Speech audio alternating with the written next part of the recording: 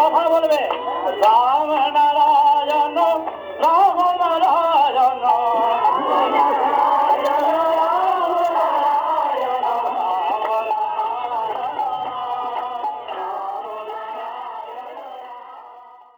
রাম ও নারায়ণ রাম।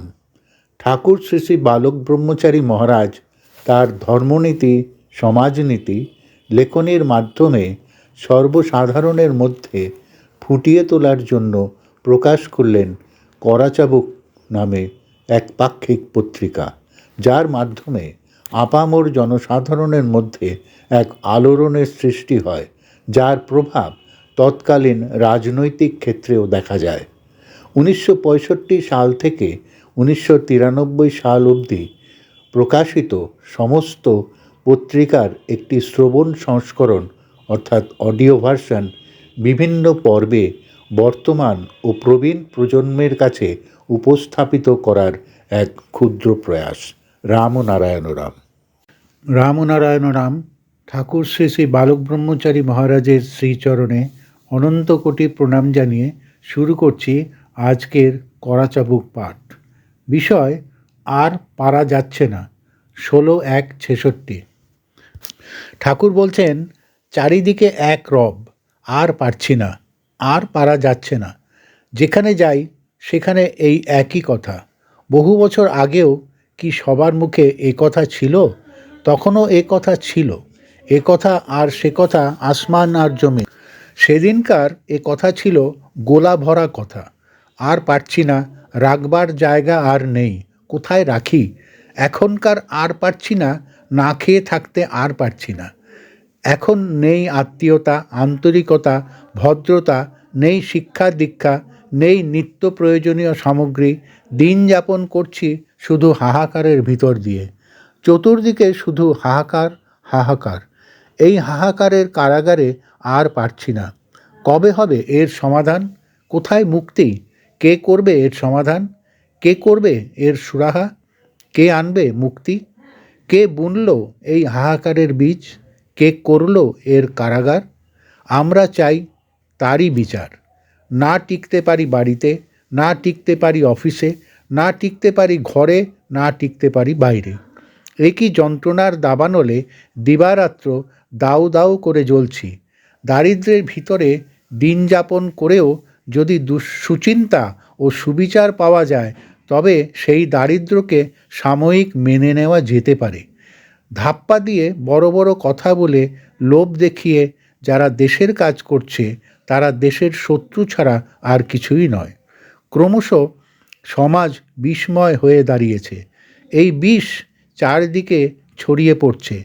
আমাদের উপর দিয়ে যেরকম অত্যাচার চলছে, এ অত্যাচার হলো জীবন্ত ব্যক্তিদের ঠেঙিয়ে মারা। সেরকম ফল আমাদের উপর দিয়ে চলছে। বৃহৎ স্বার্থের জন্য যদি সেটা হতো, তবু একটা ভাববার বিষয় ছিল। ব্যাপ্তির স্বার্থ সেটা খুবই সুন্দর।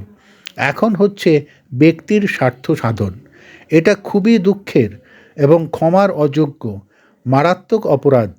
দেশবাসীর আজ মুমূর্ষু অবস্থা। যে কোনো মুহূর্তে প্রাণ বেরিয়ে যেতে পারে। এগুলো নির্যাতনের ফল। শহরের একটুকুন চাকচিক্যে সব দিকের সর্বব্যাপী দৈন্যের উত্তর নয়। সাগরের শুধু একটা দ্বীপ দিয়ে সাগরকে বিচার করা চলে না।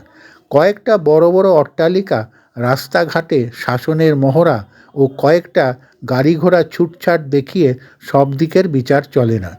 এই মৃত্যুর ফাঁদ ইচ্ছাকৃত তৈরি করা হয়েছে। গদির লোভে ব্যক্তিগত স্বার্থকে যারা বড় করে দেখে, তার জন্য সবাইকে রসাতলে ডুবিয়ে দিতেও যারা চিন্তা করে না, তাদের বিচারের ধারাতে ফেলে শুধু বিচার করলে হবে না। এই বিচারের ভার থাকবে জনগণের হাতে।